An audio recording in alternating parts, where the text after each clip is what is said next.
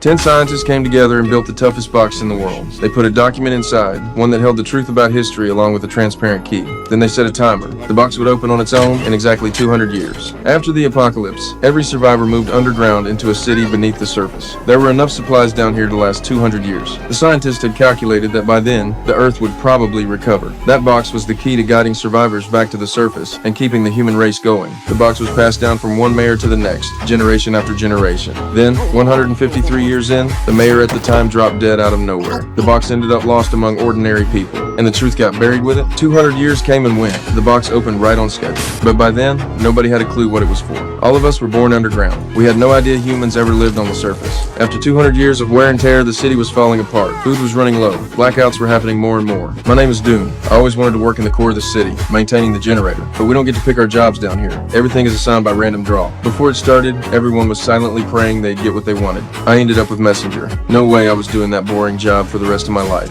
So I secretly swapped with my classmate Lena. I became a pipe worker. She became the messenger. Lena was happy about it. She actually wanted that job. Before my first date, my dad gave me a multi-tool knife as a graduation gift. After breakfast, my supervisor helped me suit up and I headed into the work zone. Turns out, fixing pipes was even more boring than delivering messages. So I swiped my supervisor's map and started wandering through the underground tunnels on my own. Down one hidden passage, I found room 351. The door was locked. I had no idea what it was used for. Then the power went out again. While I was making my way back through the pipes, I happened to catch a glimpse of the city's generator. One of the workers told me the machine was on the verge of total collapse. There was no fixing it. Meanwhile, Lena was delivering a message to the mayor's office. She noticed the portraits of past mayors hanging on the wall. Every one of them was holding a box. It looked familiar. She went home and tore the place apart. She found the box. Inside was a piece of parchment and a transparent card. The parchment was damaged though. A lot of the writing was impossible to read. Then, by sheer luck, Lena took her little sister to the dentist and found a wad of paper in her mouth. The missing piece of the parchment her sister had chewed it up. Once the missing parts were filled in, Lena brought the document to me. We didn't know what it meant, but the word sewer pipe showed up on it. The second I saw that, room 351 flashed through my mind. I grabbed Lena and we rushed over there. I was just about to pick the lock when a mole burst out of nowhere and stopped me in my tracks. After 200 years of evolution,